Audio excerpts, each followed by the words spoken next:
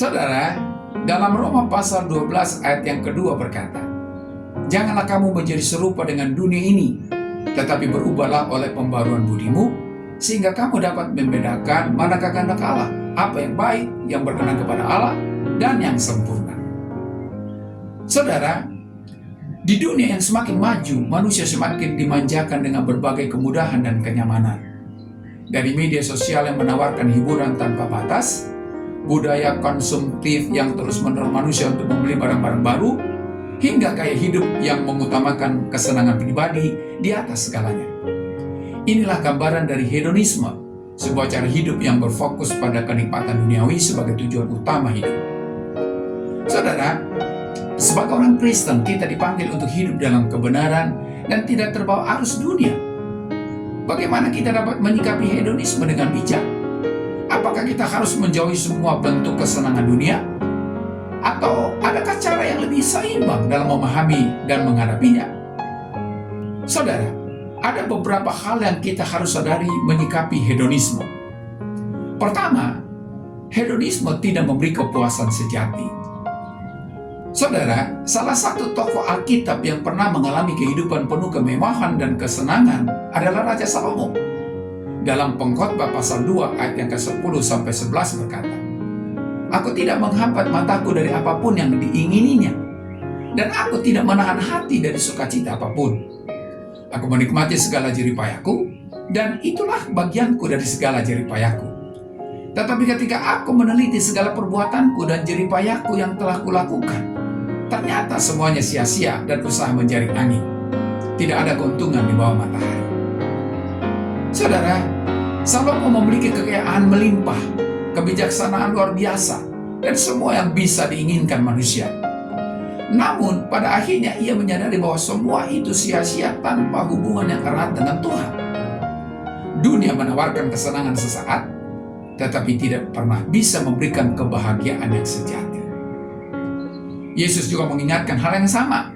Dalam Matius pasal 16 ayat yang ke-26 berkata, "Apa gunanya seseorang memperoleh seluruh dunia tetapi kehilangan nyawanya?" Ini menjadi peringatan bagi kita agar kita tidak tertipu oleh kesenangan dunia yang hanya sementara. Jangan hanya karena yang sementara, kita kehilangan yang kekal. Yang kedua, hidup dalam kesederhanaan dan rasa syukur. Saudara, sebagai orang Kristen, kita diajarkan untuk hidup dalam keseimbangan. Tuhan tidak melarang kita menikmati kesenangan, tetapi kita juga harus memiliki sikap hati yang benar. Dalam 1 Timotius pasal yang ke-6 ayat yang ke-6, Paulus berkata, "Memang ibadah itu kalau disertai rasa cukup, memberikan keuntungan besar."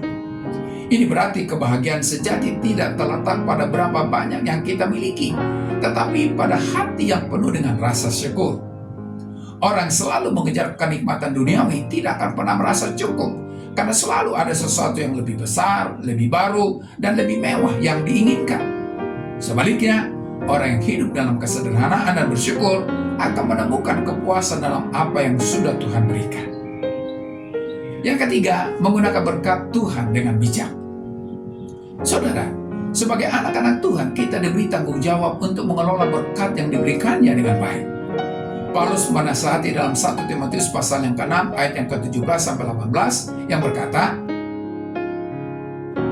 "Peringatkanlah orang-orang kaya di dunia ini, agar mereka jangan tinggi hati dan jangan berharap pada sesuatu yang tak tentu seperti kekayaan, melainkan pada Allah yang dalam kekayaannya memberikan kepada kita segala sesuatu untuk dinikmati.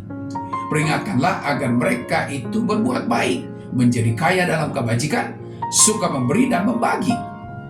Saudara, dari ayat ini kita belajar bahwa Tuhan memang memberikan berkat bagi umatnya, tetapi tujuan utamanya bukan untuk memuaskan keinginan pribadi, melainkan untuk menjadi saluran berkat bagi orang lain. Kita bisa menggunakan harta, waktu, dan kemampuan yang kita miliki untuk menolong sesama, memberitakan Injil, dan membangun kerajaan Allah di dunia ini. Yang keempat, menjadikan Tuhan sebagai sumber kebahagiaan sejati. Yesus berkata dalam Matius pasal yang ke-6 ayat yang ke-33, "Carilah dahulu kerajaan Allah dan kebenarannya, maka semuanya itu akan ditambahkan kepadamu." Saudara, Kunci untuk menghindari jebakan hedonisme adalah dengan menjadikan Tuhan sebagai pusat hidup kita. Jika hati kita dipenuhi oleh kasih Tuhan, kita tidak akan merasa perlu mencari kepuasan dalam hal-hal duniawi. Daud menuliskan dalam Mazmur pasal 16 ayat yang ke-11, Engkau memberitahukan kepadaku jalan kehidupan, di hadapanmu ada sukacita berlimpah-limpah, di tangan kananmu ada nikmat senantiasa. Sukacita sejati hanya ditemukan di dalam Tuhan. Dunia bisa menawarkan kesenangan, tetapi hanya Tuhan yang memberikan damai sejahtera yang tak tergantikan. Saudara, hedonisme adalah godaan yang nyata dalam kehidupan modern.